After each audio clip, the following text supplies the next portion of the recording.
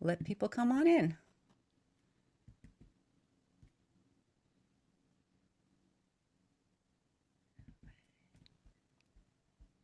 Okay. Let people come on in. Okay.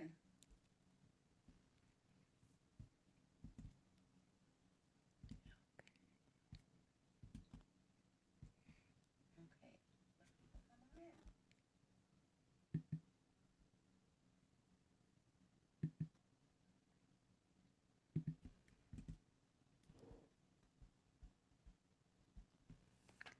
Okay, we'll just give folks a moment to get in.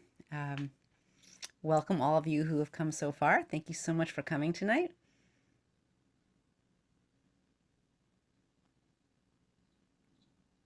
And please feel free to say hello in the chat. Tell us where you're from. Recommend a favorite book you've been reading.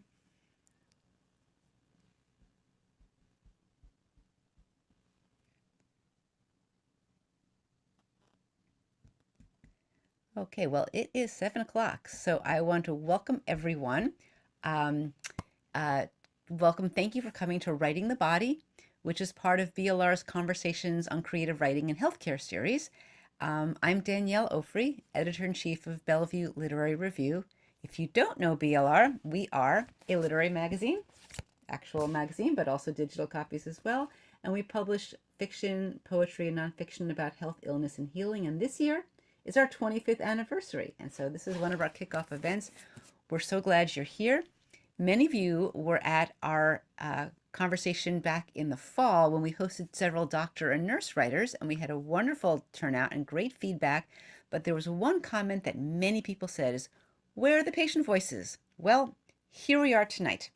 We are welcoming three extraordinary writers who write about their own illness experience from the patient perspective. And their books confront illness not as an abstraction, but as something lived, something felt in the body, negotiated in language, and somehow, beyond all odds, shaped into story. And their books explore what happens when the standard medical framework somehow falls short, and how writing can put something in that place. Their books are for sale on the BLR Bookshop page, and I encourage you to buy them. So I'm very delighted to welcome tonight's panelists. We have Meghan O'Rourke, the author of The Invisible Kingdom, Rebekah Taussig, author of Sitting Pretty, and Porochista Khakpour, the author of Sick. So thank you all for being here. Before we start, I will say that Meghan is at the tail end of the flu and has really been a trooper to come join us tonight. But BLR is giving her an official doctor's note, and that she might jump off a little early to go have a cup of tea and rest up. So thank you all. So, all of these books, they emerge from these deeply lived experiences of illness. And there's lots we can talk about illness, the medical system, the chaos of being a patient. But tonight we're especially interested in the act of writing and how these experiences are translated and shaped, and I think understood through narrative. So let's start here. I'm going to ask each of you, when you first began writing about illness, what felt hardest to put into words, and conversely, like, what surprised you about trying to translate bodily experience into language, especially when your illness may itself have resisted sort of a clear conventional story. And so, Meghan, maybe I'll start with you while you're on your top of your energy level for the evening. Totally. Thank you. And I'm sorry, in addition to having the flu, my children, who I told I was going to be on a Zoom, have started bouncing a basketball inside the house right in this room. So I apologize if I'm contending with many forces tonight.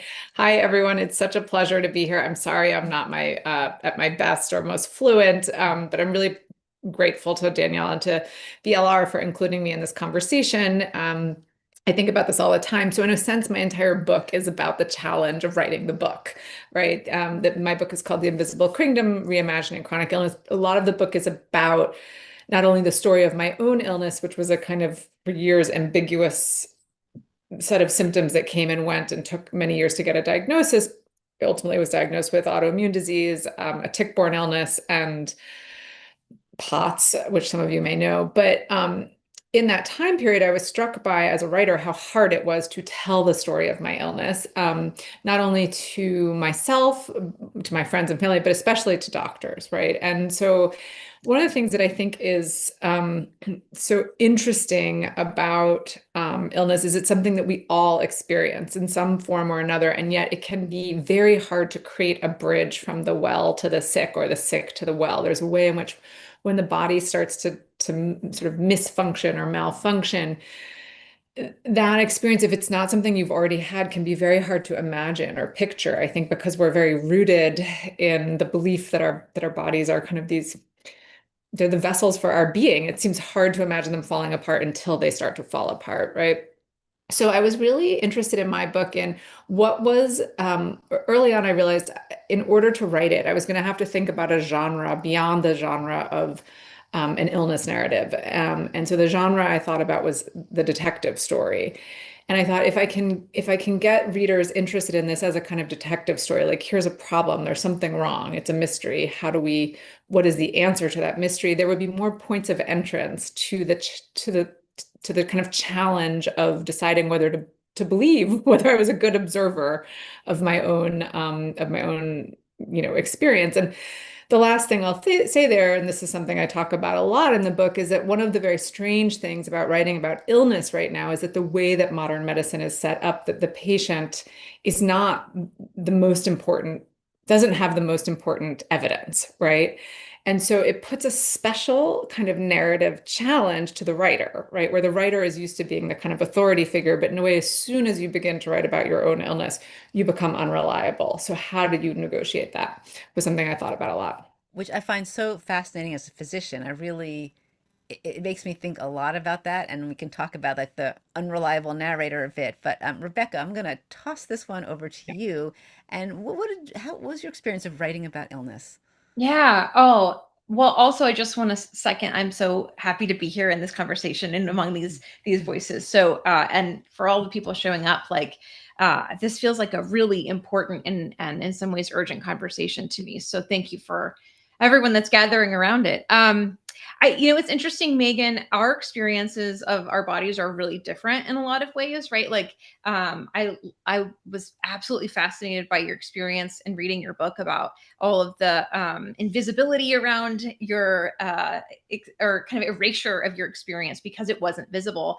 And my body displays its illness quite visibly in that you can't see it in the Zoom screen, but I'm paralyzed and I've moved through the world in a wheelchair since I was really young.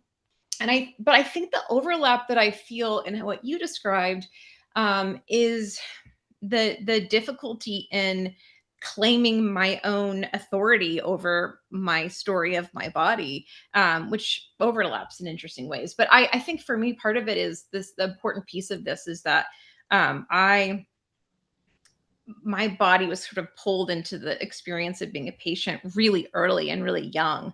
Hello, we have another person that joined us. Hi. Um, I was just after my first birthday when I was diagnosed with cancer, and so I was sort of learning scripts about my body and hearing scripts about my body, hearing my body narrated by these authoritative voices as I was learning language. And so I think that for me, the challenge of writing about my body in some ways is just a very human challenge of even noticing that I have a body and that I have the authority to speak about it or name it or even, I don't know, it's almost like feeling it first before I even would reach for words. I think I learned to detach from my body really early. And I think part of that was survival techniques. I think part of that was hearing it, like watching it sort of become an object or a symbol in some of these spaces, a symbol of, um, a child who has cancer, a child moving through the world in a wheelchair is immediately pulled into all of these other stories in medical spaces, but also like in our faith community. And so I think for me, the challenge of narrating the experience of my body really comes back to trying to tune out a lot of the other narratives and realize that I have access to something right here that I really learned to tune out. So it's interesting. I think Sitting Pretty, Danielle, you mentioned my book, Sitting Pretty. I think Sitting Pretty is the beginning of that in some ways. It's the beginning of sort of claiming this narrative and writing about something for myself, an experience that feels true to me. But in some ways, when I read back and I look at some of those pages, I think like, where is my body here? Like I write about the idea of my body and I have the way that my body interacts with a lot of ideas. But I think that the process of learning to return to my body and pay attention to what its experience is in the world is it's going to be a long arc for me. It's a skill that I'm still really trying to um, sort out.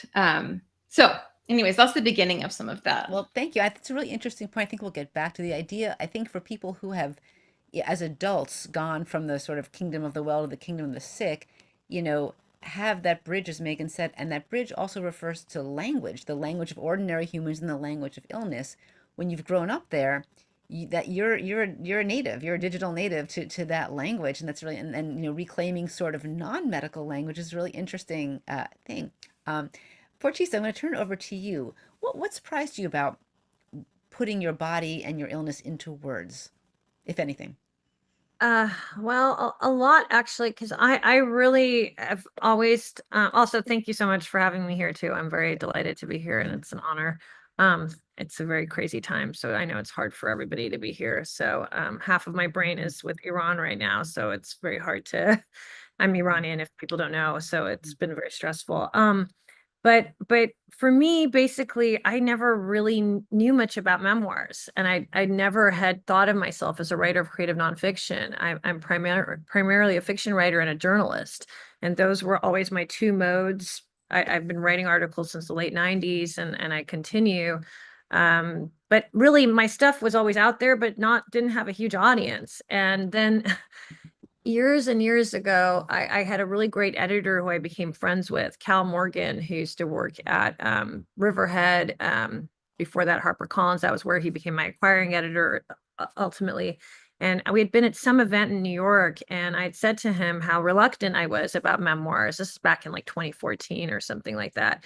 But I felt like people wanted it from me because I would make these really long Facebook posts, and then later it became Instagram posts and Twitter. I was always sharing stuff about my illness, but sometimes it was just in a pragmatic way because I didn't know how to get help. In fact, Meghan is someone who at one point reached out to me because I was making these very sad, desperate posts, and she was really helpful and like referring me to a doctor that actually ended up saving my life. So it's like I was just doing that because I couldn't find my illness communities. And unfortunately, like, I don't want to say this as a blanket statement about like Iranian culture, but I come from a pretty ableist universe. Like my Iranian culture was pretty ableist.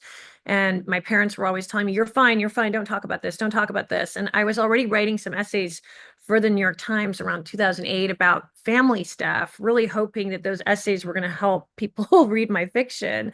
I was always reluctant about this stuff because there is some taboos, cultural taboos about talking about your family in my world. So I just wasn't feeling okay. And then Cal and I, when we talked about this book, Sick, being possibly a memoir that I could write, at first I was thinking, I just want to do a chapbook that we could like hand out in hospitals. I come from a world that loves like DIY projects and stuff. And I was like, I'll just do this thing so like we can just help people and give it to different groups and things like that. And he was just like, you need money. You're bad at money. Like, I was like, you're right. I am bad at money. That is true. And that's never changed. But anyways, that became a subject even in it. We talk about class, we talk about a traumatic brain injury I had, we talk about addiction in the book. I even say we because I feel like the editors were like so instrumental in helping me piece that book. But also the summer before, like we sold it on proposal, but the summer when I was really supposed to get to it, I read every memoir I could get my hands on.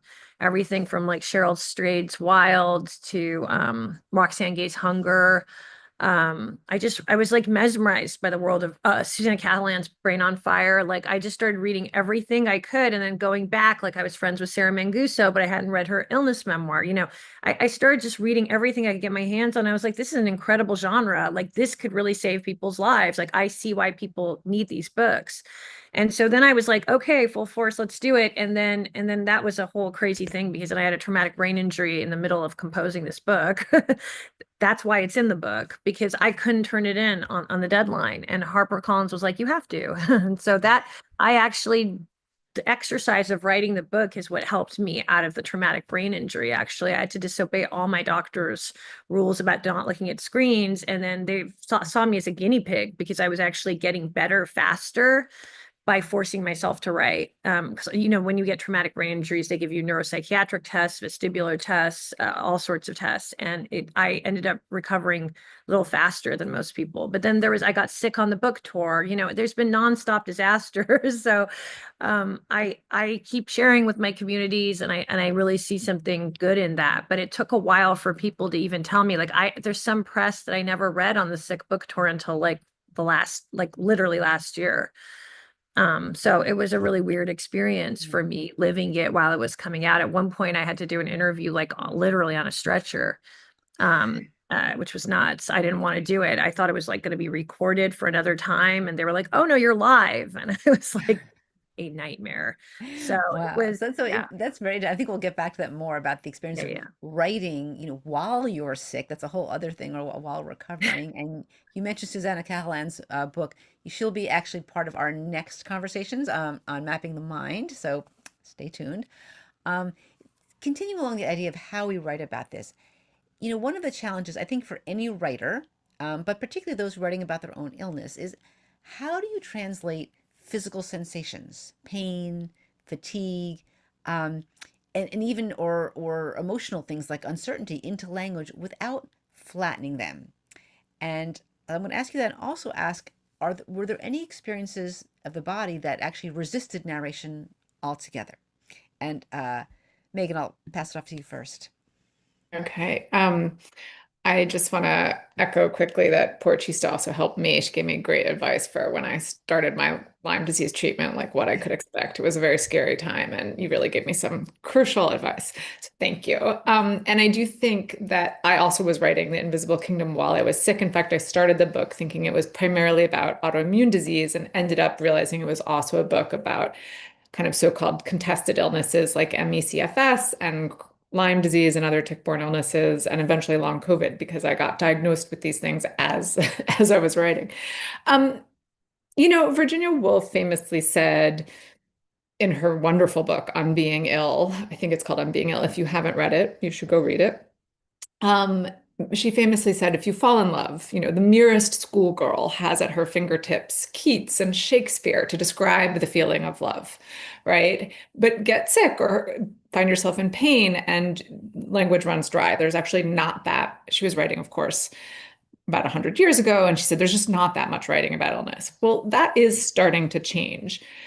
But I think one of the things that's hard is, in a way, when there's not already a legacy of writing about it, what you're writing into is the cultural space of receptivity for your writing. So it's not just the challenge that you have of articulating something, it's the challenge you have in knowing how the listener will receive it, right?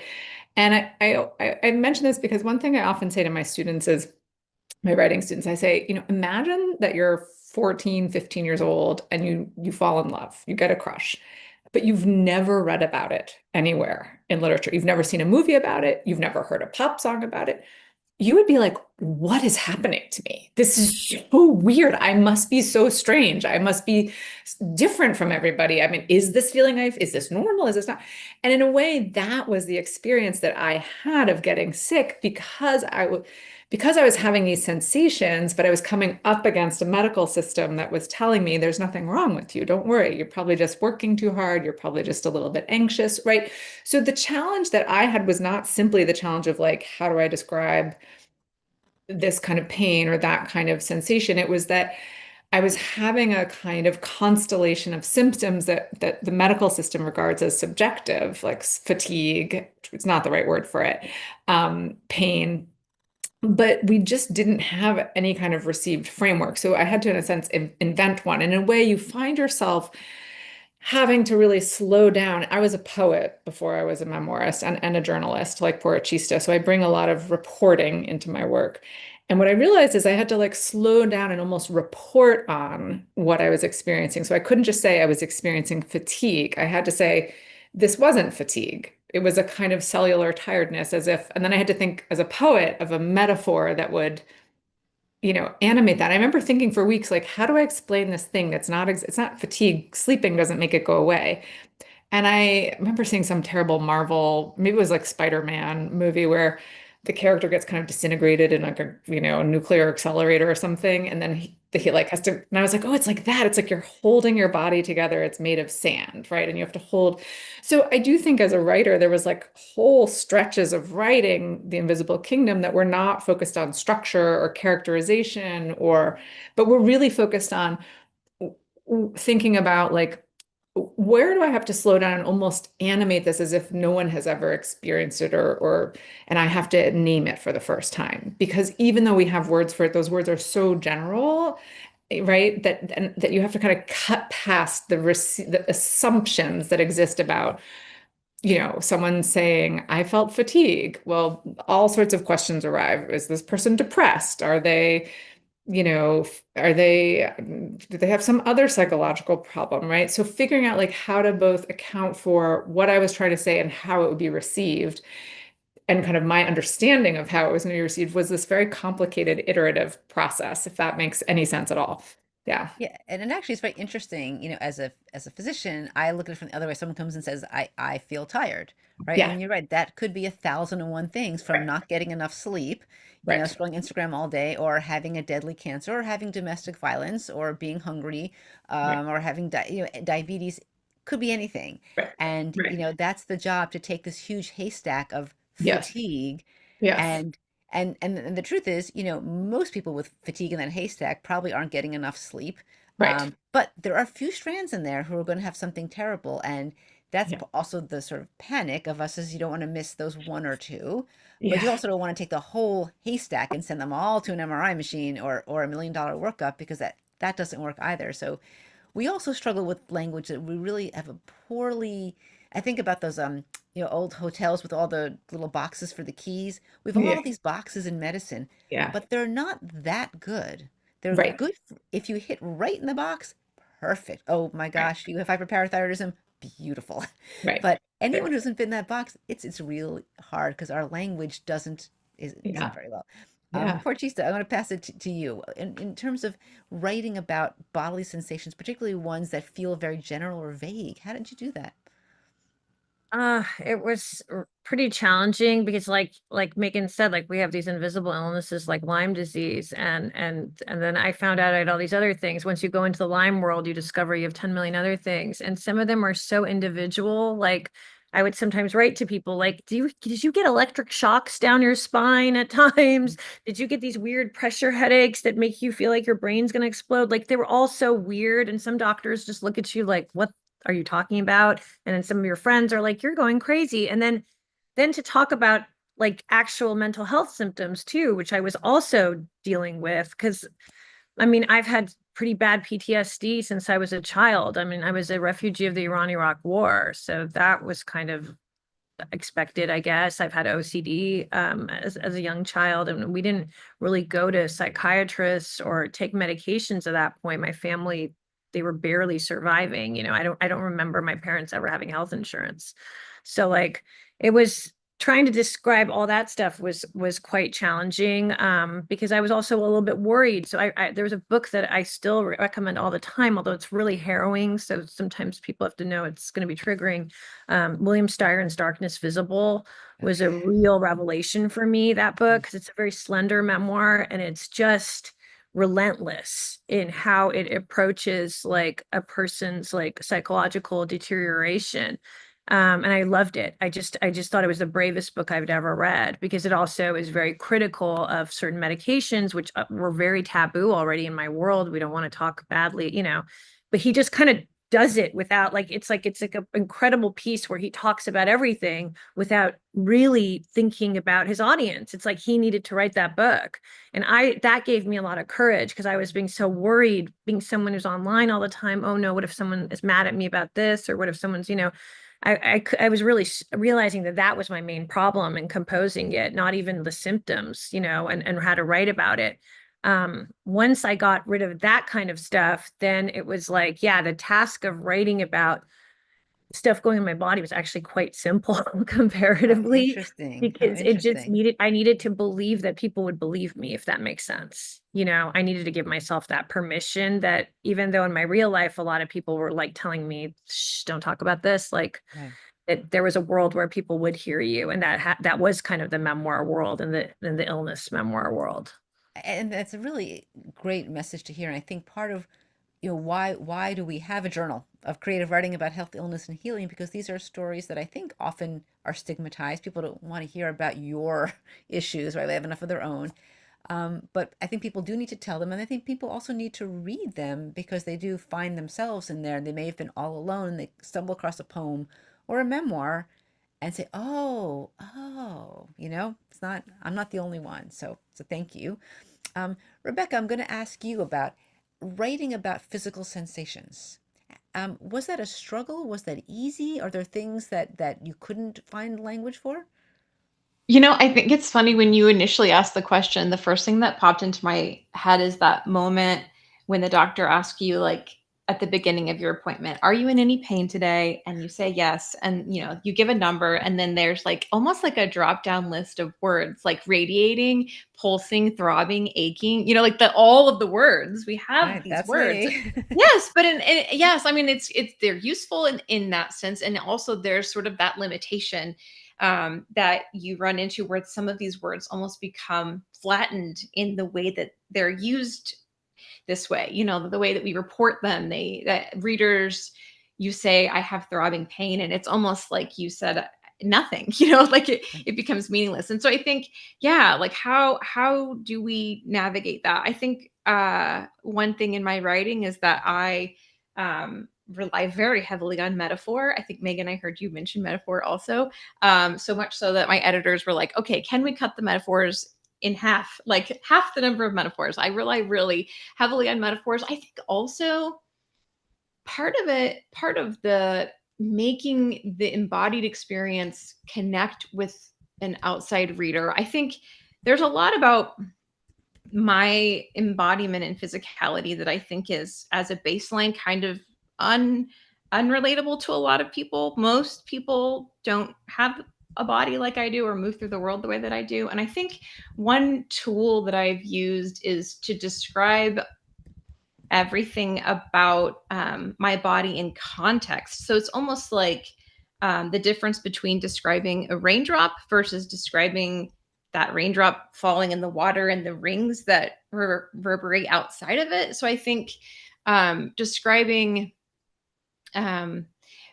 like for physical pain, for example, has become a bigger part of my everyday life. And I think saying that I have throbbing pain that radiates down the back of my right leg is one thing, but to say that, like, to talk about the calculations I make around that pain, or the way that my day is shaped around that, or how I calculate when I'm going to take my next pain medicine to correlate with when I pick my son up from school, so that I will have this window of time when I'm actually cognitively present and engaged with him. Like the everything around that embodied experience, I think, translates to outside readers a little bit differently than just describing that radiating pain. But I feel like I'm working my way back to that initial question of, like, how do I actually write my body and not just describe everything around it or the ideas around it? So it's tricky.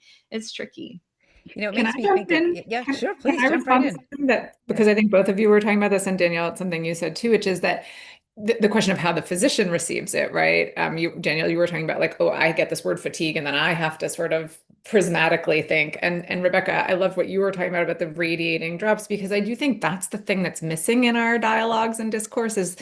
I remember saying to a doctor friend of mine who was like, what do you wish doctors had done for you? Because my tests were a little bit ambiguous, but I was really sick. And then there was a period where they could tell I was sick, but they couldn't really do very much for me. And I said, what I was really struck by was the lack of a conversation about like what symptoms were impacting me the most, right? Or how did the symptoms impact me? Or was my fatigue different from other fatigue? Like just this lack of a kind of like, actually in a way, a sort of scientific parsing out of things, but a parsing out of how does this presentation like radiate into your life in a way that is pathological potentially, right? Or is impacting your life in ways that are related directly to the illness. And I always think that's this really interesting aspect of being a patient, is that you go in and you're thinking, my fatigue is the most distinctive thing about what's going on with me. And then you see a rheumatologist and they focus on the knee pain, right? Which of course makes sense. But so where is that dialogic space that's more about the nooks and crannies that you're not expecting to go to together? Yeah. And I feel like there's quite a parallel in writing. As an editor at BLR, we receive, thousands and thousands of submissions, and people often will write about, a difficult experience they have, but it doesn't necessarily translate into really moving writing. And part of that is the specificity of the way we write, because you're right, if you just say I was tired, that's boring to read in a story or a poem. But describing the fatigue in a way, as you said, like sand, something coming down that makes us that's just a great read. And particularly when you're trying to write your own illness or describe it, to a medical world, that doesn't have necessarily anything outside those lines. I actually went to McGill University as an undergraduate, and one thing McGill is famous for is the McGill Pain Questionnaire. And there is that list of 5,000 adjectives. But you're right. I think when they first came up with it, it was revolutionary to have more than one word, or have many, many words for kinds of pain. But now it's checkbox, throbbing, needle-like, electric-like, and so it becomes this roteness, and it loses what would make a beautiful poem or fictional description of a character that's really singular, that stays with us. We lose that. So I actually want to move a little bit to our specific books, and because I think each of you approach this challenge in a distinctive way. And so, Meghan, I'll start with you. And in the Invisible Kingdom, you discuss how our medical system and our culture at large, to be honest, are dismissive of untidy and unknowable narratives.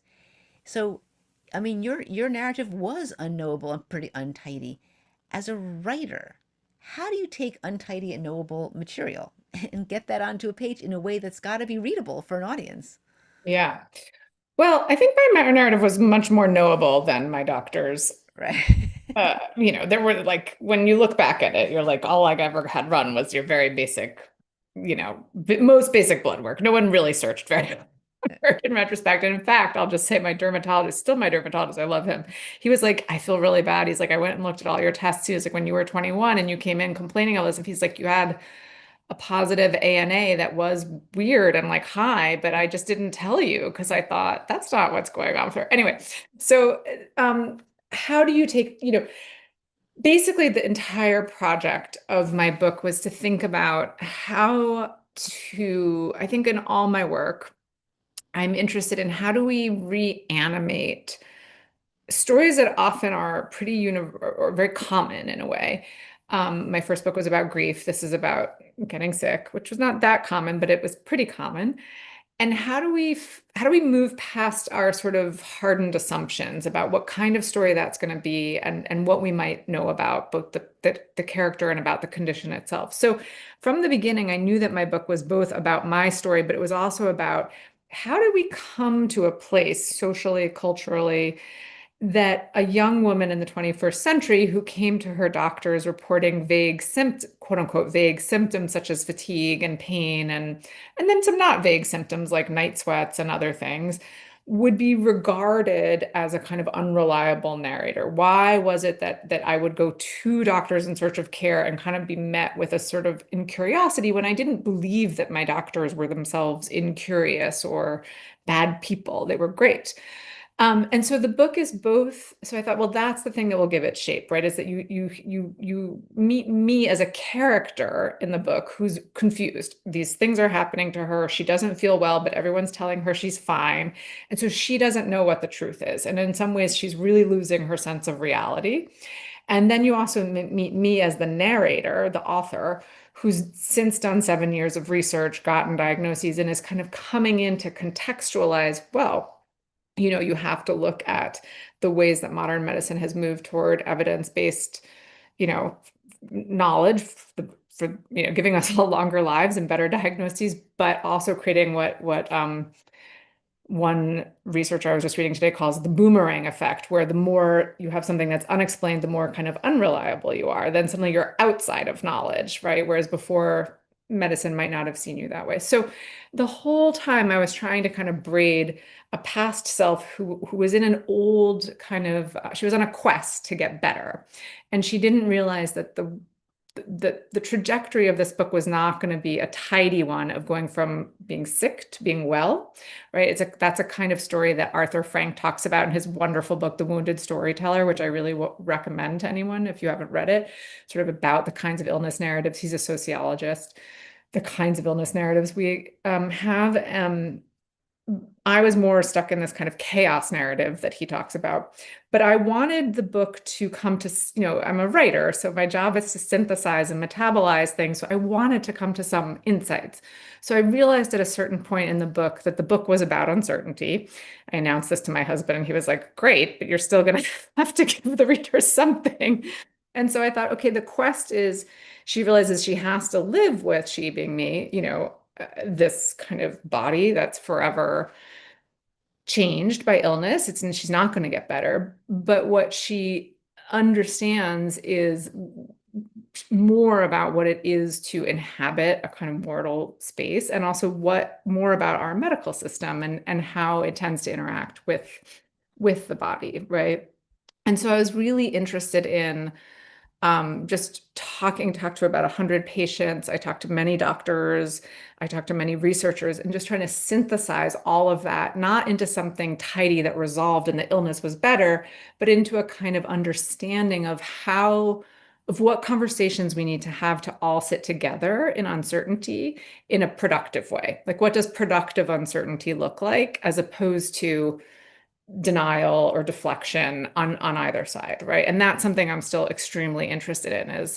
And the last thing I'll say there is I just was reading a book about diagnosis that's coming out really soon, called The Elusive Body, and you've read it, and it's just very interesting book about like how many diagnostic errors there still are, and how hard it is for doctors to talk about diagnostic errors, because it cuts very close to their sense of identity. And again, so thinking about the messiness, I was like, it's not just my messiness, it's like the system's messiness. And I wanted to really capture, how did we all end up here together?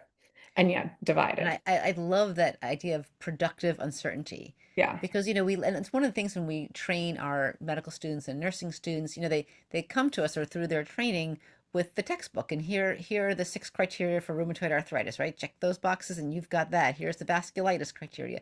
But again, patients don't come in with that.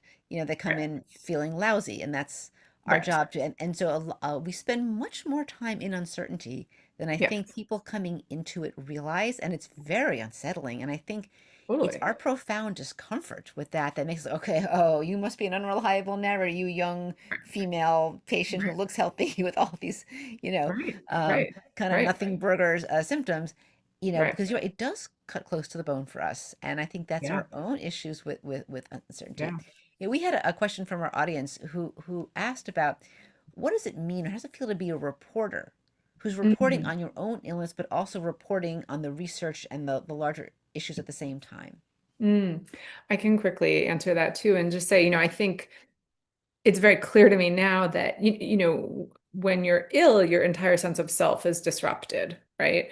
You can't do things you once could do, certain futures. I wanted to have children. I couldn't get pregnant. And in fact, when I was really sick, I couldn't write or think. So that was very challenging. But I would have these little windows of the day. I couldn't really read, actually. Like, I couldn't read novels or very long things. So I did 2 things. One, I wrote poems, and I would write like 1 line of a poem a day. And I could do these like little spurts of research. And I think that it gave me an enormous sense of control, right? It gave me something back, that I wasn't just passively sitting by and kind of waiting for someone to help me. I was doing some work to inform myself about my condition. Most of the writing of the book took place after I had been treated identified as having Lyme disease and babesia, which is another tick-borne illness, and treated for it. And I got inordinately better. I'm not like better in the old-fashioned sense of the word, a messy better. But I was then able to kind of do a lot of reporting and research. And I think it did two things. One, as a writer, I always like to think, okay, I have this intuition, but is my intuition correct? Or is it based on my experience? Am I an N of one, or is my story, illuminating of a larger story? One of the things I know how to do as a writer is write about my experience. It's not something I planned to do with my life, but I just happen to be kind of good at it. But I want to make sure that that is then illustrative. So that's part of what the reporting, talking to other patients, was really helpful. And the thing I'll say too is it brought me into community with people like Porochistas and others that really saved my life in many ways, was suddenly feeling like, okay, I'm not like this able-bodied community I was in before, but here's a community of my own, brilliant writers and thinkers who are also sick, or dealing with disabilities. And so the reporting really, really helped me feel like there was a way in which you can make legible an intellectual history that, again, kind of led us to a place no one wants to be in. And because it makes that legible, it gives me hope that we can kind of untangle that history too. And I think that's the hopeful piece of the book I wrote, is like understanding how we got here, understanding how our affection for measurement and certainty led us to this kind of place where it's hard to make diagnoses. And there's all sorts of other things going on, the busyness that doctors feel and the time pressures and all of that litigiousness. But okay, now that we know this and we can kind of stand in this space together, we can start to make something that was invisible visible.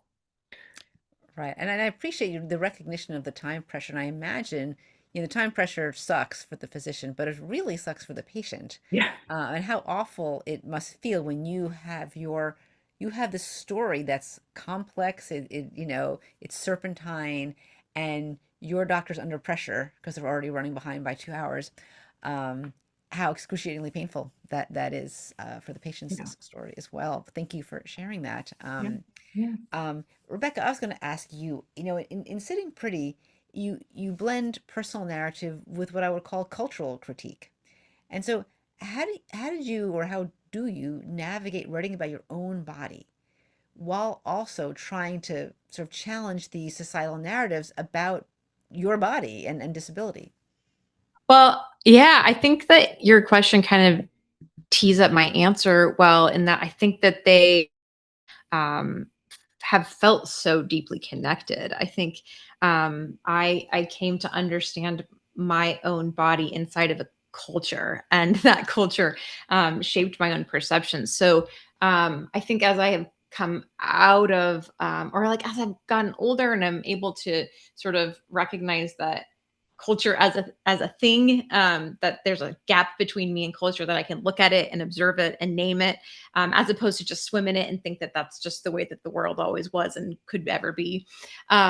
So as I've gotten a little bit older and had more space between myself and being able to comment on that culture, I think it was really just pulling at the threads of connection that had been built. So I think about, like, in the book, there's a lot of commentary on like representation and storytelling. So a lot of like film and TV, and thinking about the narratives that are housed in those containers. And it wasn't too difficult for me to think about the impact of that representation on my sense of self and my understanding of my place in the world. And so to look outward and to be able to say, I have a perspective on this that might be different than others, and to name that felt like a comfortable, and while it was a public conversation, it also felt like a personal one. It felt like bringing people into my childhood bedroom to look at all the magazines that were spread out on the bed. That's personal. It felt connected and present to me. So Did you have a sense of whether kind of writing, you felt you had to write against this narratives of, societal assumptions about disabled bodies, that this feeling of having to be against it, or were you writing within it or around it? yeah. I think it's interesting. I think that as someone who grew up visibly disabled, I think that it's not so uncommon, or at least it's been very common for me to be in this position of reaction, like perpetually, constantly reacting to people's assumptions, misconceptions. And so I think that is a comfortable and almost like default position that I have embodied, is to say, actually, that, like, you are actually not understanding my experience. You are actually assuming things about me. You're assuming things about the experience of disability, and to always be sort of like reacting, or pulling the narrative really far in the opposite direction. And I think what I have found over time is that something is lost in always being in a position of reaction as well, like trying to pull the narrative. And I think that's maybe how sometimes for folks with disabilities, that sometimes we get really prone to um, like silver linings, or like the positive narrative, or the overcomer narrative is like, I have to prove to you that my life is not just totally tragic, and so I'm going to yank the narrative so far in the opposite direction. And that can kind of become like a really developed muscle in storytelling. And so I think what over time, what I've tried to do is like notice the narratives that I feel like, like in the book, talking about the narratives, the cultural scripts that don't feel quite right to my experience. But how can I tell a story from a position of paying attention to what feels true right in front of me, that isn't just a knee-jerk reaction to try to correct the thing that looks wrong, but to actually tell a story that maybe has nuance, or that embodies like a both and. That's harder to do, or at least it was a harder thing for me to develop. The reaction and the resistance felt like an easier instinct in storytelling.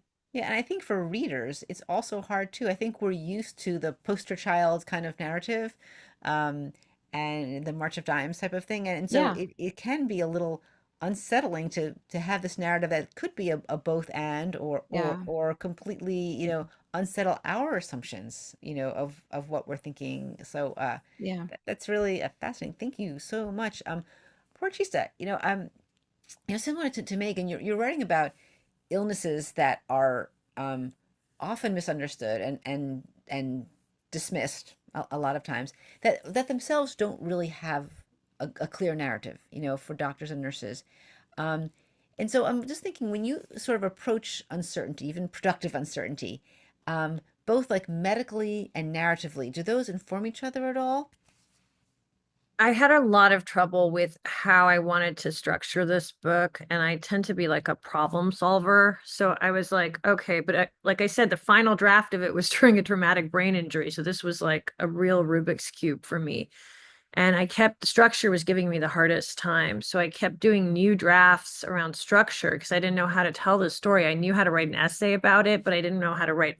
And I'm someone who feels very comfortable in like a novel's format. I like lots of space, but I was really baffled. And then at some point I realized, oh, I could split it up in settings in my life, because part of the problem that some of us have with like Lyme disease is we don't know when we got that tick bite, like Megan talks about this so well. Like I never saw the bullseye rash. I never saw the tick bite. And then there's one doctor had a theory that I'd been infected multiple times. I had a CDC recognized case. Like it was, all my titers were unequivocal. Like everything was unequivocal. So it was kind of crazy that even with unequivocal Lyme, everybody was like, whoa, you have every co-infection, you have everything. I was still having trouble not being believed. And I started to realize there was just something about my presentation as like a femme woman with tattoos or something, that like wherever I would go, like people would just be like, oh, and they would always think I was really young, which now at the age of 48, I'm like, okay, that's great. But I was very pissed off when I was like 30 something, like I'm not 12, like please talk to me like an adult. And then if I got mad, then there would be like, it was so I sort of structured it along all these things. And then the big question with the structure was also like, to what degree do I want to talk about like addiction, and how does addiction fall into that? And I realized I was nervous about that because I was still in the midst of all this. That's the thing I often talk about, how in writing, we're always in the middle of the story, right? And I was like, oh, am I not going to get jobs now if I talk about the fact that I had a benzo addiction? Because a lot of people have memories of me doing really well when I was on benzos, which was not the case. Like I was enslaved to a drug schedule constantly. And I talk about that a lot in the book. And just like at a certain point, like my desk had more pill bottles on it than books. And my whole day was just regimented pills. But I had a severe dependence on benzos, and I couldn't find anyone in New York that took that seriously because it was so normalized in my world and even in my medical communities. So that was a nightmare for me. And so that was a big question of like how to integrate that into the narrative. And do I do it boldly like a Styron would, you know, because I knew people would be upset about that too. And then how do I talk about relationships? Because relationships were happening during that time. And I had really rocky relationships with all sorts of partners that had their own issues, you know? And so how do you talk about like not great domestic situations? So these were all these layers that I had to like figure out, like, how would I tell my students to do this? Like how, you know, and I would do these crazy graphs and charts, you know, there's like a meme from It's Always Sunny, you know, like I was like that guy in the meme, like doing like just losing my mind and not knowing how to tell the story. And then I had to just land on some structure. I still wish I could rewrite the book and add some things. Like after the book came out, I found out I had Ehlers-Danlos and other issues. And like there's a whole, like I was saying, the book tour period. So it feels incomplete to me still, but I had to just sort of have peace with it and move on. And the readers became a big part of the story too, because readers of the book would then write me emails and say, hey, like, I think you also have this. Have you looked into this? Have you talked? And sometimes their advice would be incredible. And so then later I created a Substack in 2019 that was for me just like trying to get back to words. Like Meghan said, it's very hard sometimes to think and write. So I just had this Substack where I was just, some of them, the passages in there are good, useful, maybe essay writing, but some of it's like just me writing like writers who are fashionable, cakes I made, you know, just like things to get me in the habit of it. So Sure. it's really hard. It's hard to write I when was you struck by something you said though, and as a writer, you're always in the middle of the story. But I think in some ways, as that patients are always in the middle of their story. definitely. They're unless have a little bronchitis and then it's cured and the story's over. But for most things, I would say 80% of illnesses, people are always in the middle of the story. And I actually found that a really, as you said it, it just clicked in my head as what a useful way to think of it from the medical professional's perspective. That how that must feel like it's you can't close the chapter so neatly, and to like have some some grace for that. I did have one more actually question from our audience. Reflecting like on the distinction between writing during the illness versus after the illness, or after an episode of illness. And someone asked, how do you write through brain fog? So I'm curious about the writing when you're sick versus writing when you're feeling better. You're asking me? Yes. Yes. Oh yeah. So writing through brain fog. Oh God, this was like a huge issue for me. So that's when I started developing some of the stuff that I talk to my students about, separating like the writer from the editor. I have a whole like course around this too, and just about how like we have to separate these modes and let the first drafts be dreamlike and messy and like garbage, and then separate that from the editor in you. And like that was like the only way I could do it. I had to like have these first drafts that were just completely like incomprehensible, and just to live with that and to know like 7 hours later I would return to that draft, and my only responsibility was to edit that. And I wasn't going to do any other work. I was just going to clean up the house, you know? And then when that cycle became really pleasing to me, because I would go to bed feeling like I had a clean house. You know, like I said, I have OCD, so I need certain things to be like in order.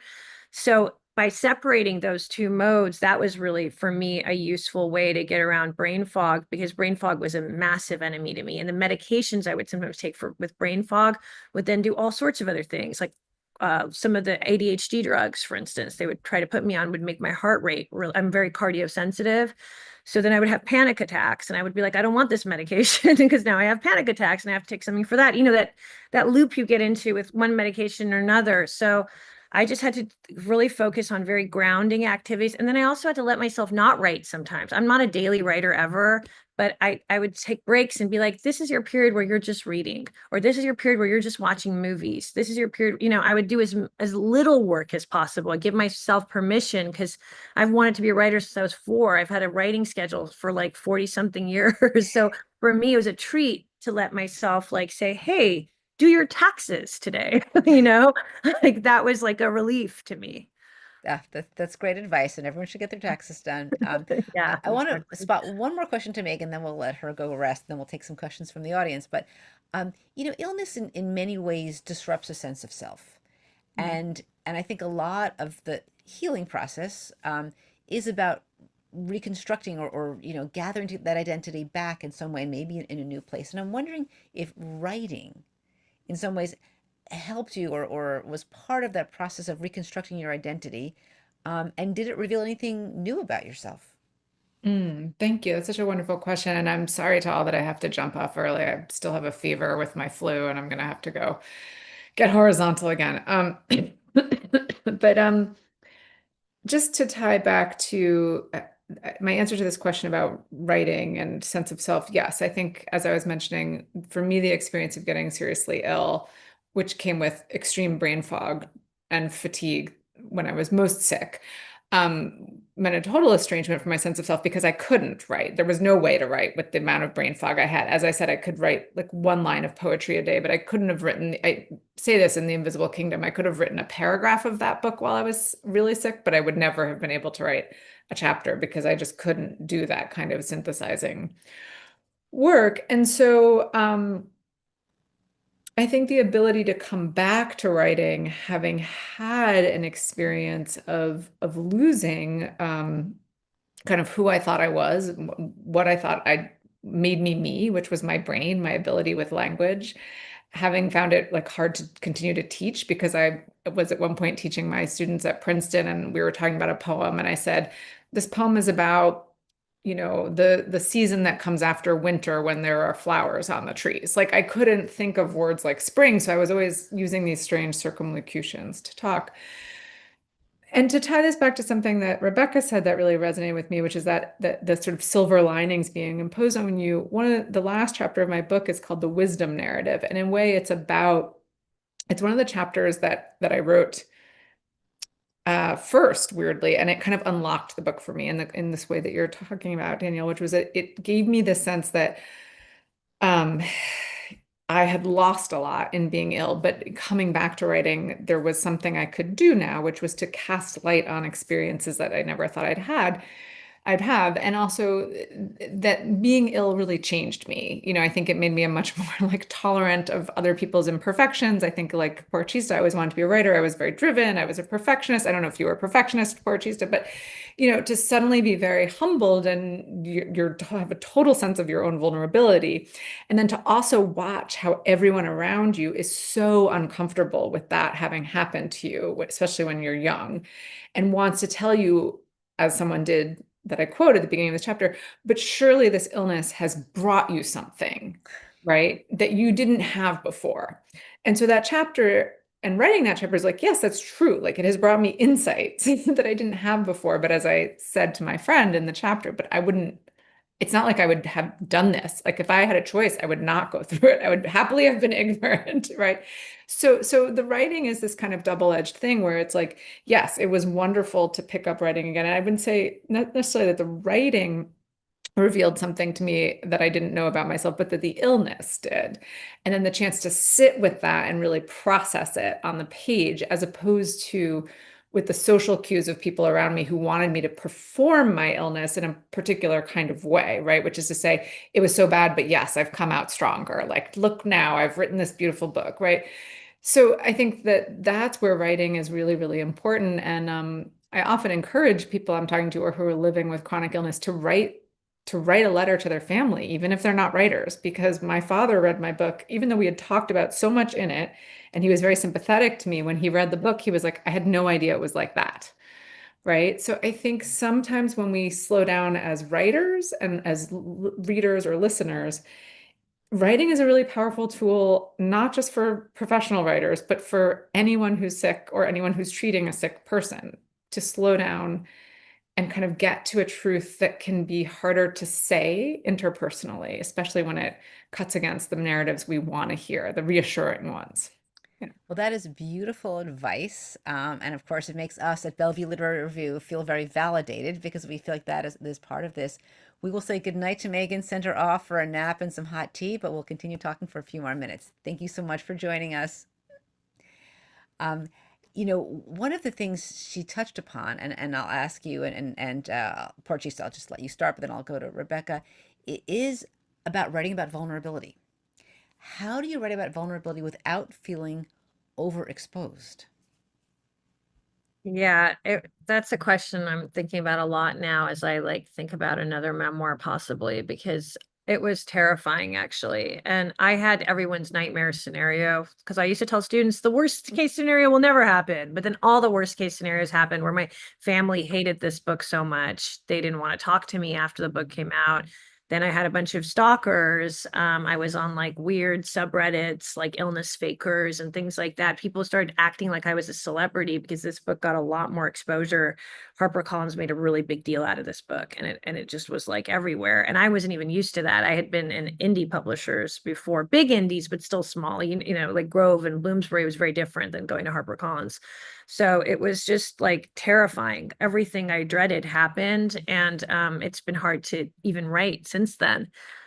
Because before that, I had had a still not always a easy reception as an Iranian American and Muslim writer, but it was like easier, weirdly enough. I was so shocked by how triggered people were over sometimes like a woman talking about issues around illness that also includes like a bunch of truly like when I was working on it, we weren't thinking about intersectionality, but that word is like so useful in how I think about my book. But I always sympathize with people who work on this stuff because I do think you have to be very brave and you have to believe in something larger. And for me, the idea of community has always been really helpful because even in spite of all this, I could feel a community. I feel a kinship already with Rebekah, and I've never encountered Rebekah before, but like you can feel this like kinship when you talk about stuff like this. The right people do come to you. And so the vulnerability is rewarded on a higher plane actually than the day to day. And it there was even a few years where I would just talk to people like I don't want to talk about this memoir. I hate this memoir. I don't want to do events about it. I was so upset about it. And I realized it was like the trauma of some of the stuff that happened mostly after, but some of it was happening during too, because I would be posting about it and someone's reaction would be so like, Lyme disease is fake. Come on, shut the fuck. They would just be like insulting me about Lyme disease. And I was like, no, because I know that when this person talks about it, you hear it. I know when this other, and it was like warfare happening during it. So I don't know. You come to realize like the US has a lot of problems with this conversation, but it's sort of the whole world does, it seems to me, because in Iranian culture, we have a lot of problems with this. So it's just like believing in a higher thing. And I realized I needed this book when I was sick. Okay, someone else is going to need this book. And it turned out that that part was definitely correct. And that we can handle, like I was able to handle like the worst of it. So that was, but I don't want to sugarcoat it because just like illness, like we don't say like, oh, it's such a gift that I had the illness. Right. I There think about definitely, my patients with serious illness, then they would not trade it. I mean, they would trade yes, it off in a second. exactly. Something other than cancer. It's very, very true. And so Rebekah, a lot of what you write is very vulnerable. How do you protect yourself from feeling too overexposed? My first response when you asked the question was to laugh, which is just like, I don't know. I think it's a huge thing I think about a lot. And it's a wonderful question. And I think we should all be thinking about that as people who, like anyone who's interested in sharing some of these personal kinds of experiences in our bodies. But I would say that I think my default position is an excruciating amount of vulnerability. And I think that I learned that really early. I mean, I think being a child who's not, I mean, there's the literal like not even blinking twice about just like lifting up my shirt and having the doctors examine my body, right? Like the privacy sense, you know, like learning really early, like, oh yeah, this isn't a big deal. But also the like, you know, just the utter ubiquity of like what happened to you and being expected to tell strangers your whole story of like your medical history to people you don't know. And so I think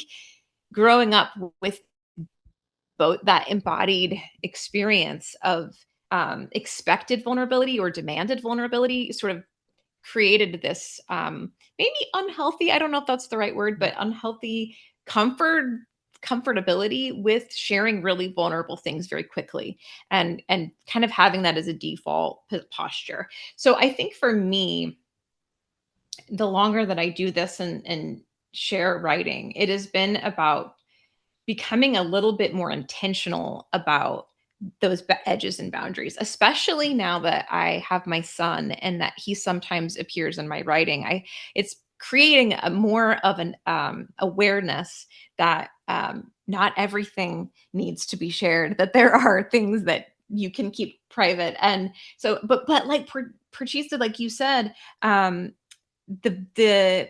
the value of it, like the value of sharing those things is undeniable. And so you also have that embodied experience of knowing, you know, like people who, like with my book in particular, the people that I've met, that when you see someone who felt seen by that or understood by your writing, something that you wrote, I mean, like you don't need very many hits of that before you're like, okay, I'm going to keep doing this.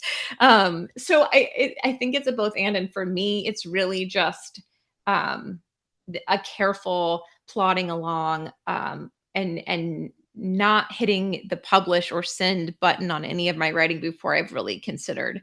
I think one more thing I'll say about that, I have a picture on my desk right now that just reminded me of that. That I more recently have been going through my medical records, like old medical records from when I was younger. And one of the things I found in there were some photographs that were taken of me as a really young kid in these medical settings. Like they serve some sort of medical purpose. And they're really vulnerable, kind of exposed, like vulnerable moments of me as this little kid. And thinking about protecting her and having an adult in the room to sort of create a boundary around that little person and what it's like to try to be the adult in the room for myself now, to say these are the things that we can share and these are the things we don't need to, and there's something valuable about holding that boundary for me and I think also for other people trying to figure out where that line is. So all that to say, Danielle, it's a great question and it feels messy for me. You know, well, it is messy, and actually, it does touch upon what you mentioned about having a visible disability. In some ways, once you write the book, you've made your disability visible, whether it's invisible. So, you know, it is there, and it's the same thing I think that you've experienced your entire life. You can no longer hide this, and I obviously, and any writer writes about something vulnerable, you know, people can trample on that, and they certainly have. And I think our, you know, our social media culture makes it pretty easy for people to do that, sadly enough. But you're right, and I think Meghan's point about the slowness of writing, but also the slowness of reading, that when people actually sit and read the book, you know, take their time over weeks and turn pages slowly, it's very different than responding to a post online, you know, which is like a reflexive thing. And I, you know, one of our audience members, Emily, wrote, she said, I've been telling my own story as one data point and asking others to seek out stories of others who've experienced similar medical issues. So what do you think about this way of kind of framing the reliable storyteller problem, like creating these data points? I'll just jump in because I was nodding vigorously. Yeah. That idea resonates with me a lot, and the way that I have thought about it myself is it's almost like we're all on a map, like we're all sort of in our different positions on this great wide map. And to me, it feels like the story, like when we're able to narrate our stories and our experiences, it's like throwing up a flare on that map, and it's saying, this is what I noticed from where I am, this is where I noticed from where I am, what do you see from over there? And that, I think that there is a bit of mapping that we're able to do together collaboratively, and in a way that's both acknowledging the collaborative collectiveness of that storytelling, but also the distinctness and separateness, that there are ways that our stories are connected and overlap, and there are ways they're very distinct and separate from each other. And there's something, yeah, I think that idea that a data point, a flare on a map, really resonates with how I think about it as well. Yeah, and unfortunately, someone asked you this next question. Janet wrote in. She said, "In my experience with illness and now as a caregiver, I was astonished by people I considered close not showing up for me, and some I knew less well being incredibly kind. And I'm wondering if you had that similar kind of surprise, both in your illness and with your book, that you weren't expecting the reactions from people." Oh yeah, definitely. I think we talk a lot in chronic illness and disability communities about how many friends you lose every time you have like a very big episode or a flare, or it's some, even with the book coming out, it's one of the most heartbreaking and weird counterintuitive parts of that. So I would lose friends and then I would gain all these other friends. It was amazing. And that has been like kind of incredible. Like trusting strangers is a big theme in this book. Like, you know, these weird connections I would make with someone in a waiting room. And they would be like life-saving for me because that person had no idea that I was like in a state of extreme suicidal ideation, because my own community sometimes, or my friends, would let me down and I would feel so alone. I'd be swallowed up by that aloneness. I mean, it's kind of links to the other question you asked too, because like disability rights activists were probably the most inspiring people in my world. I never met the late Alice Wong in person, but she was always messaging me and sending me encouraging messages, and I would write her back, and she would like try to find me scholarship funds when I couldn't afford something. Like Alice was in my life in a way that like some of my best friends weren't. There's another great activist, Carrie Higgins, if you guys know Karrie.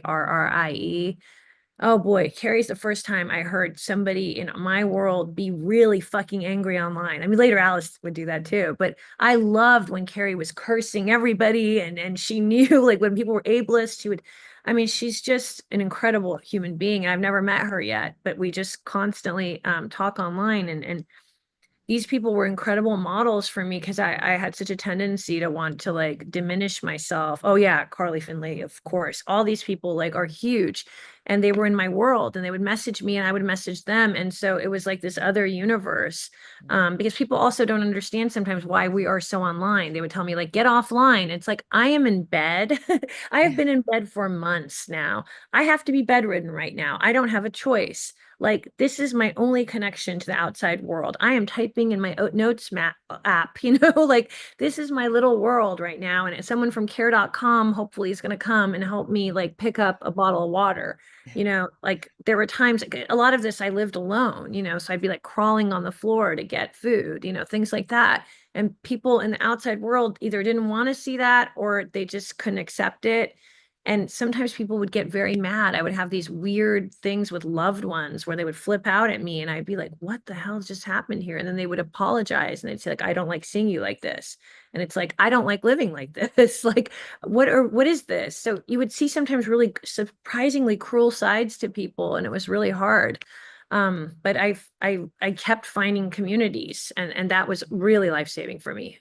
You know, it's Definitely. interesting when you see these cruel sides or difficult sides. I mean, I try to think about, sometimes I have a patient who's really angry or nasty. I try to remember that person is suffering somewhere, and I imagine that people who have that reaction to, you know, one of your illnesses, it's triggering something in them that is really deeply unsettling.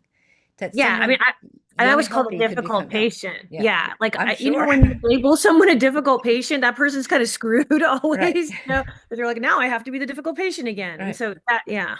Right. Actually, Elizabeth put a comment here, one of our audience members. Should we define ill as that which totally matters but effing sucks and it doesn't have to, right?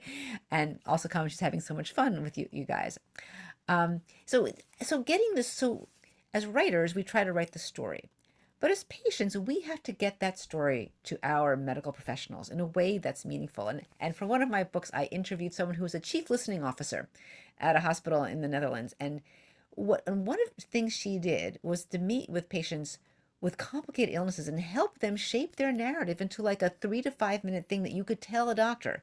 Because if you walk in with a 300-minute, 65-page thing, it's just not going to work. So, how do you guys have any advice about shaping that narrative for yourself, but also for your medical team? I have a quick thing. I mean, I always had to bring people with me and I would write out what I could, but we'd also rehearse because I got so traumatized by doctors at a certain point. So I had friends who I would like literally we'd prepare like an hour or half an hour before an important appointment because I was also often paying out of pocket for these doctors. And there were some doctors in New York that had the crazy rates, like $3,000 an hour. I still can't even believe my GoFundMe's paid for someone that was $3,000 an hour, but it was like I was desperate for this extreme, amazing expert. So I'd be like, okay, we have 1 hour with this doctor. It's gonna be 3,000. Let's go through everything. And then, yeah, that was great advice for me to take someone with me and unfortunately, sometimes it was even like just take a straight white man in a fancy suit. And I had those, even Cal Morgan, the editor I was talking to a few times, came with me and was like, I'm just going to be the straight white man in your world in a fancy suit. And they would listen to him in ways that they would never listen to me. So it was, It reminds me, we did a live storytelling event on the topic of body politic, and one of our storytellers told a wonderful story. Um, she's a little bit androgynous looking, and she came in with pain. And when she was wearing her hoodie and her baseball cap, people seemed to take her pain seriously. And if she would take them off, and her chest was visible, they wouldn't take her pain as seriously. So she would just kind of put the hat on, take it off, and just see how the medical teams reacted by whether you presented more as a man or more as a woman. I thought that was really so. oh Don't yeah. forget to take your baseball hat and hoodie when you show up in the ER. I don't know if Rebekah, you have any thoughts about how do you shape a story such that a doctor or nurse won't just write you off as the difficult patient?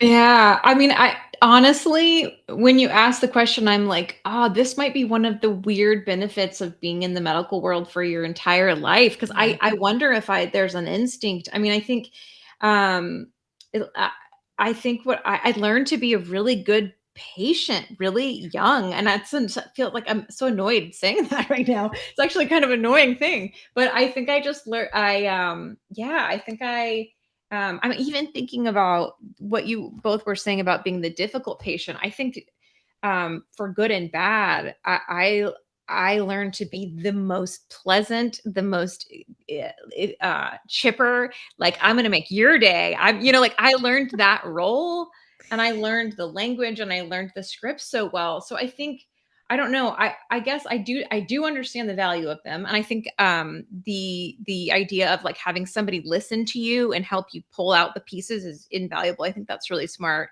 But I guess I would just add like um what's the other angle of this? It's like there is a value in being able to translate that and communicate it to your doctor. But I think that I just also would say that if it feels like it's hard to do that, there is a tremendous value outside of that space of digging into all of the complexity and holding space for the complexity of it. Also, that was harder for me to do. So for what that's worth. Yes, but I interviewed a patient with also a similar chronic difficult illness, and one thing she was telling me how she became so invested in the story of her doctors and nurses. She said, it mattered to me that these people got vacation and got a good night of sleep, and that they were healthy and happy in their lives, and sort of almost over identifying with their story. And I'm wondering if either of you, this is another question from the audience, ever noticed in the body language of your medical professionals any way they ever signal their empathy or their understanding of your story in the way they non-verbally responded to your story, or I guess the reverse, or didn't. But Yeah. I'm looking for something positive. Well, I think, oh, sorry, Rebekah, go No, ahead. you. I was just saying that was a big thing for me because I've always had to be very like intense about my instincts. And so I would just do a lot of eye contact with people. I do that in general. And so, but sometimes I would be like, okay, what is this person responding badly? Like, can they tell I'm like an Iranian Muslim person? Are they racist? Are they xenophobic? Are they, what are they not liking is tattoo? Like, I would go into this zone, which was very neurotic and like not really about what was happening there. And so sometimes I'd learn to just verbalize it like, hey, I'm feeling like you're having a bad reaction to me. Is that accurate? And is it something that you, and that would sometimes just break the ice. Like someone just in the comments saying about even humor. If I could muster my humor, then things would go better. If I could break through the like typical stuff, then someone would like understand and then would be fine. Like at hospitals a few times, like hospitals can be so hard, right? To get anything across, and you have a million nurses, a million doctors coming in, it's chaos, you're not sleeping well, everything's just quick decisions about things. And so sometimes I'd be like, hey, give me 1 second? Can I just tell you, like, I'm feeling really weirdly ignored right now. And I don't know if it's like I've said something offensive. I would have to do those and they would be like, oh, and they break their script too. And then the nurse would tell me, like, I've been working crazy hours. My husband's like a nightmare. And I'd be like, oh, okay, great. Like we would bond on something like that, that would take us off script in our roles. And that would feel so precious to me. And it's become a way I connect with everyone all the time now, because it's like, oh, maybe we're all just responding to our own traumas instead of like these other things. Does that make sense? That's really, really fascinating. I know we're getting to the end of the hour and a half. For many people, who are not writers, but are thinking about writing about their illness. And I think at BLR, we see a lot of those folks who we've started having some writing workshops on writing illness onto the page. And there's such an interest because I think that we don't have good ways of grappling with the challenges of illness. Even easy illnesses like, heart disease, cancer are complicated, right? Nothing comes right out of the box. And I'm wondering, for those who are currently living through an illness or have lived through it, and are considering writing, where should they start? And maybe Porchista, I'll start with you. Like, what do you recommend for people who are trying to write about their experience in some way? I just tell people always to start with journaling, because that's kind of where I start. I do little like I've noticed for other people, like I have very bad ADHD, so like Pomodoro method exercises and stuff sometimes can be a great way to bridge into journal writing, because sometimes people are just overwhelmed, but like how do you even do journal writing, creating little tiny bits of time, like 3 minutes here, 3 minutes there, if that's doable, or giving yourself more time to do it. I think the thing that we used to instruct a lot, like, hey, give yourself a writing weekend. Here's 48 hours. Like, that's a huge mess of time. You actually would procrastinate more and it would be hard, So restriction is very helpful for me and I recommend it to others. And then just like a lot of reading, like, I don't know. I'm a reader before I'm a writer, and I think a lot of people are, but writers just feel like they have to constantly create, create, create. And sometimes reading someone else's work is so inspiring. Like I literally cannot wait to read your work, Rebekah. Like I have already bookmarked it, and I wish I'd already read it. Like that, I get so excited about reading. And so sometimes that gets you even more excited to write because all of us, I think, here understand that this, like, we're part of a body of work. This is what I like about certain writers. Like we're building on each other and together, and it's like all, and everybody in the comments I see is part of this community. And so it's not like, American capitalism teaches you like you are on your own and you must achieve, but if you think communally, it's a really beautiful feeling. That's what I love about being a writer. And I think you can feel that sometimes coming to things like this. I tell a lot of my sick friends, like, come to things like this. Like I did a lot of those. And I sometimes couldn't even be on the camera, I was just like hunched over and, but it would still feel like I was part of something. Do we have time for me to add on to that? Danielle, we can't hear you. I think you're still Oh, muted. Yes, we got plenty of time. Please add okay. on as All much right. as you want. Yeah, just thinking about the how do you start? And I think in your question, and I might just be like projecting this onto the way you asked it, but I think I heard a little bit about like almost like a worry or like writing for how it will be received already, sort of like it's complicated and how do I write this in a way that people will understand or that people will not misconstrue it or that people won't think I'm just writing about how hard it is and like getting into that sort of like I don't know, there's all that stigma around like self-indulgent navel gazing, especially when you come into illness. So I think part of what I'm thinking is allowing yourself to start from a place without any of that censorship and I think maybe that goes back to that idea of journaling of like just what is there, what do you have in you, what's in your gut that needs to be spilled out, like starting there. I think for me, I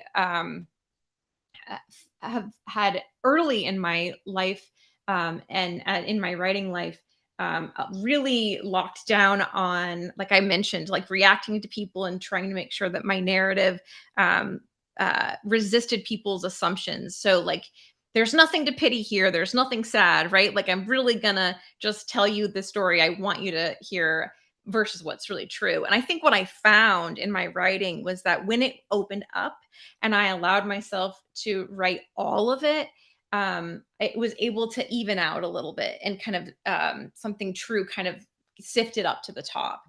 Um, the other thing I will say that is just feeling relevant to this idea of writing and narrative and bodies and illness and disability is that one thing that I struggle with sometimes is like a narrative getting stuck.